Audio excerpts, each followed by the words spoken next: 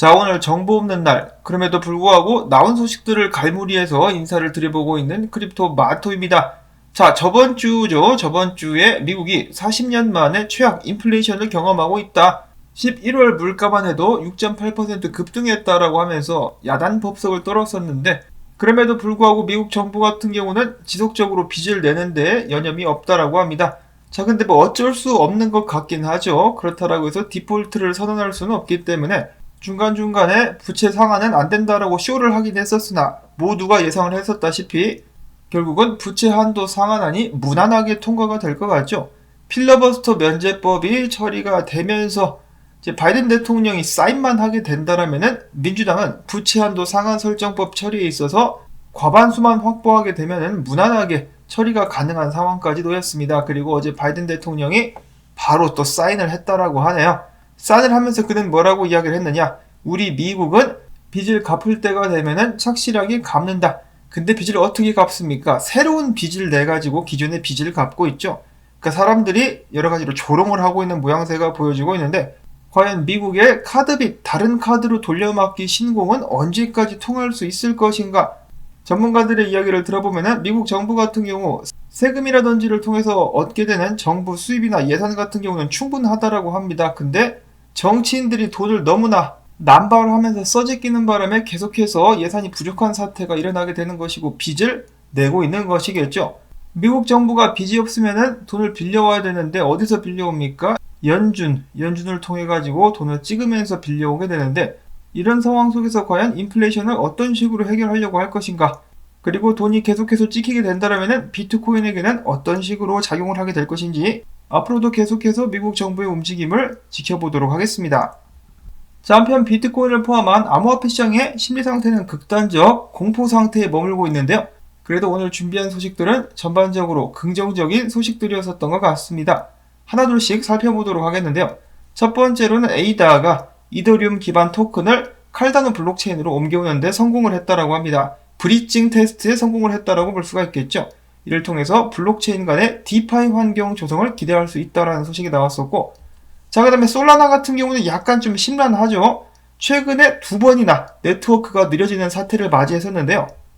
첫 번째로는 다시 한번 디도스 공격이 들어오게 되면서 솔라나 블록체인이 과부하가 걸려가지고 처리 속도가 늦춰졌었으며, 다음으로는 IDO 참여자들이 코인을 먼저 받기 위해서 봇을 이용해서 트래픽을 일으키자 네트워크가 다시 한번 느려지는 사태가 발생했다고 합니다.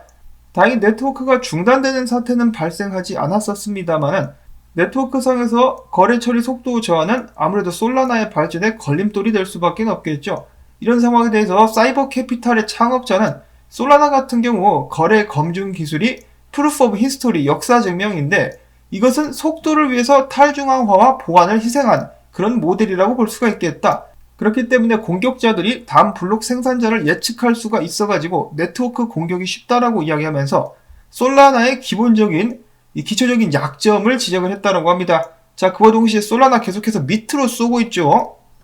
과연 개발자들은 이러한 단점을 어떤 식으로 보완하게 될 것인가? 솔라나 투자자들 및 홀더들의 관심이 집중이 되고 있습니다. 자, 그 다음으로는 스시스왑에 관련된 소식인데 스시스왑의 CTO가 스시스왑 팀을 탈퇴하면서 그동안에 스시스왑 팀 내에 있었던 불화에 대해서 폭로를 했다라고 하네요. 개발자들 사이에 갈등이 좀 심했었다라고 하는데 이런 문제를 잘 해결하지 않는다면 스시스왑이라든지 스시코인 미래가 불투명해질 수가 있겠죠. 자, 과연 솔라나에 이어서 스시스왑의 미래는 어떻게 될 것인가? 다음으로 해서는 관심 매집가 저스틴 선입니다. 최근 트윗을 통해서 뭔가 큰 것을 좀 준비해보고 있다라고 하네요. 자, 무엇을 준비하고 있는 것일까? 저스틴 선의 관심의 세계로 여러분들을 초대합니다. 저는 안 갈 거예요. 다음으로 해서 최근에 NFT 메타버스 열풍이 거세죠. 굴지의 대기업들도 함께 뛰어들고 있는 NFT 및 메타버스 시장이라고 볼 수가 있겠는데 새로운 NFT 프로젝트가 지금 또 준비가 되고 있다고 합니다. 이제 굉장히 주목을 많이 받고 있는데 그 배경에는 마이크로소프트가 투자에 참여해가지고 최근에 2,700만 달러 상당의 투자금을 유치하는 데 성공을 했다라고 합니다. 자, 근데 그뿐만이 아니라 해당 NFT 프로젝트 같은 경우는 이더리움 개발 재단인 컨센서스의 공동 창립자 조셉 루빈이 또 함께 참여한다라고 해가지고 큰 관심이 모아지고 있다라고 하네요. 해당 NFT 프로젝트의 이름은 팜 NFT라고 하는 것인데요. 일단 코인이 거래가 되고 있지는 않습니다. 근데 나중에 코인이 거래가 될 것으로 예측이 되고 있는데, 일단은 이 프로젝트에 참여한 사람들에게 코인이 분배가 될 것이며 나중에 거래가 될 것인데, 이렇게 좀 큰 이름들이 참여하고 있기 때문에 프로젝트가 성공할 가능성이 높고 그와 동시에 토큰 가격도 올라가게 될 수 있지 않을까라고 예측을 해볼 수가 있겠습니다. 관심 있으신 분들께서는 기억을 해주시면 좋을 것 같고요. 다음으로 해서는 비트코인 소식들로 넘어가도록 하겠습니다. 미국 쿨밸리시의 시장님, 얼마 전에 주민들에게 비트코인을 선물로 주고 싶다. 이를 위해서 돈을 모금했고 모금한 돈을 가지고 비트코인을 사서 주민들에게 나눠주고 10년 동안 강제존버를 시킨 것으로 또 유명한 시장님인데요. 이제는 비트코인 채굴에도 욕심이 난다라고 합니다. 주민들을 위해서 주민들에 의한 비트코인 채굴을 한번 해보고 싶다라고 밝혔습니다. 우리 시장님 하고 싶은 거 다 하세요. 이어서 또 다른 시장, 마이애미시의 시장인 프란세스 수아레즈 같은 경우는 비트코인으로 월급을 받는 것에 이어서 퇴직연금의 일부분도 비트코인 쪽에 투자를 하겠다라고 밝혔습니다. 비트코인은 가지야를 외치고 있는 이 시장님들, 미국의 시장님들인데, 이어서 플로리다 주 같은 경우는 얼마 전에 주지사가 비트코인 혁신에 기여하는 주가 될 것이다 라고 공약을 했는데요. 앞으로는 플로리다 주에 있는 사업자들이 사업 관련된 비용 및 세금을 내는데 이를 비트코인으로 지불할 수 있게끔 할 것이라고 합니다. 계속해서 비트코인의 사용처가 넓어지고 있는 긍정적인 소식이다 라고 볼 수가 있겠고요. 자, 그 다음에 오늘 가장 중요한 소식인 것 같습니다. 올해 어떤 일이 있었습니까? 시진핑이와 공산당이 비트코인 채굴자들을 때려잡으면서 채굴률이 여기서부터 여기까지 떨어졌었죠. 정말 어마어마하게 크게 떨어졌었는데 비트코인 불굴의 의지를 가지고 꾸준히 상승해가지고 다시 한번 전고, 즉 해시레이트가 신고점을 경신하는 어마어마한 기업 및 기록을 세웠다라고 합니다. 그래서 오히려 전화위복이 돼버렸죠. 그동안에는 비트코인에게 있어서 가장 불안한 점으로 채굴자들이 중국에 다 몰려있다라는 점을 들 수가 있었는데, 이제는 채굴자들이 오히려 전 세계로 흩어지면서 힘든 시간이 있긴 했었습니다만은 채굴의 탈중앙화가 이제는 이루어졌다라고 볼 수 있는 것이 아닌가. 비트코인에게 오히려 큰 도움을 준 것 같아가지고 핑핑이와 그의 친구들 산당이들에게 오히려 고맙다라고 말을 전하고 싶습니다. 약 오르냐? 비트코인 죽이려고 했는데 오히려 더 강해졌네.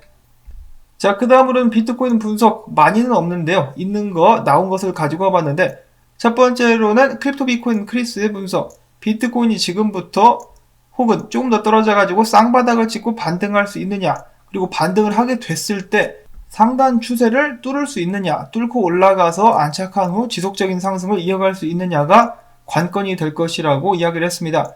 일단은 비트코인이 단기적으로 반등하는데 무게를 두고 있다는 것이죠.